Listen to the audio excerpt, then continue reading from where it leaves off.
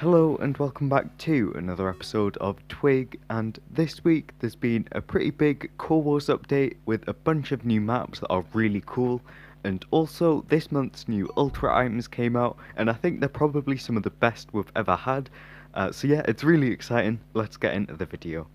So as always, I'll start off by putting the changelogs for this week's update on the screen now so you can pause the video and read them if you want. So the new items in the shop this week are the uncommon Wink Taunt, the epic Blue Gamer avatar, the rare Pink Unicorn avatar, the legendary Cyborg McQuack avatar, the rare Snow Foxtail avatar, and the rare Definitely Not Foxtail avatar. I mean, I don't know why people are complaining that the Foxtail avatar is always in the shop, because look, it's definitely not the Foxtail avatar. So in the new Core Wars update, there's a new lobby, and in the lobby there's a new Core Wars shop, a bit like the Hyper Racers and Kronos shop. So the items in the Core Wars shop are the epic Solar System core, the epic Blue Headset core, the epic Futuristic Gravestone, the epic Beehive Gravestone, and the epic Flowers Gravestone. So, as I just mentioned, there is a new Core Wars lobby, and I think it looks really good. It's much bigger than the old lobby, and I also think there's a bunch of other things that make it better than the old one. Like there's a little parkour thing where you can jump up through different sections inspired by different Core Wars maps. There's also a little riddle thing where there's 10 different signs hidden around the lobby, and they each have a riddle that leads to the next sign. It's a fun little trail to try and find all the signs of. The first one's right behind you when you first spawn in the lobby. And also, what I like is there's a little tutorial thing at the front of the lobby, a bit like in the Kronos lobby and the Hyper Racers lobby. It's just sort of a nice thing for new players that don't really know how to play, because yeah, it just tells them how to play very quickly.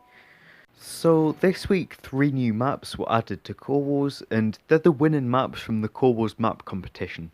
So yeah, a while ago there was a competition where people could build a map for Core Wars, and then 3 winning maps were picked, and they would be added to the game. So the first map is called Olympus, and it was built by 7Scroll 5003. So I think the map is really good, and it's sort of hard to believe that was built by just one person. It not only looks really good, but it's also very good for playing on, because when I play Core Wars, I want to play on a map that is going to have a quick game, where it's really quick and easy to get around the different bases on the map, so then you can get more XP faster and more wins faster. And yeah, the Olympus map is very good for that, because you just need one set of 16 blocks to get to the bases either side of you, a bit like maps like Tiny Castle, Nether and Viking. So yeah, it just makes the games much quicker, and yeah, I really like that.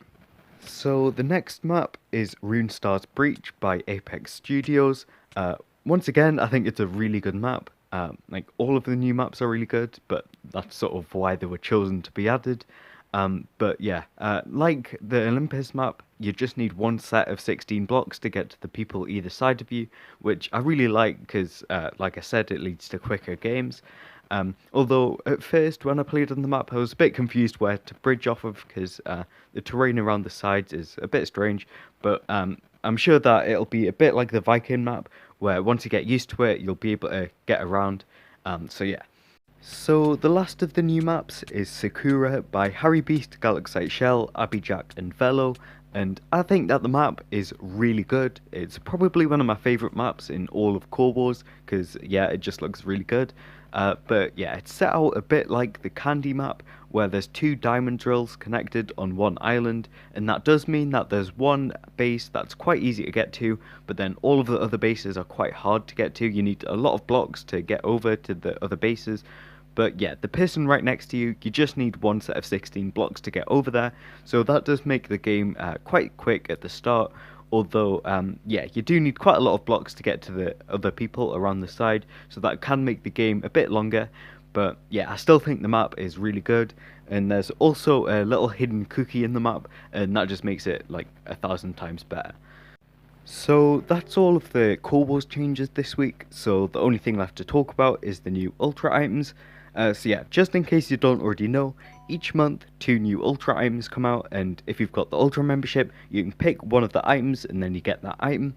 So yeah, normally there's one avatar and one other item, like a core, a gravestone, or a dropship. And mostly people will pick the avatar because I guess you can just use them like anywhere, whereas you can only use other items in specific games, like you can only use cores in Core Wars. So yeah, people mostly pick one item, but this month the both of the items are avatars, and I think that's only happened like one or two times before. So yeah, it's pretty cool that there's two avatars, and the items are the Ultra Coda avatar and the Ultra Space Banana avatar, and I think they both look really good. This month's Ultra items are probably some of my favourite Ultra items ever. I just think they're really good. So it's going to be pretty evenly split between which items people are picking, like while normally people just pick one of the items. So yeah, I think most people are probably going to pick the Space Banana, but yeah, it is still going to be really split. So yeah, but I think the items are really cool. So before the video ends, I just want to quickly mention the winner of my Galaxite Season 3 Battle Pass giveaway that I held in my new Discord server last week. So yeah, here's the winner of the Battle Pass. If you want to join my Discord server, the link will be in the description, although sadly there's no giveaway anymore. So that's it for this episode of Twig. If you enjoyed it, please leave a like, and also if you're not already, please subscribe because it really helps me out and it also means you won't miss any future episodes of this series. Also, I'm really close to 400 subscribers, so let's see when we can get there. So yeah, bye.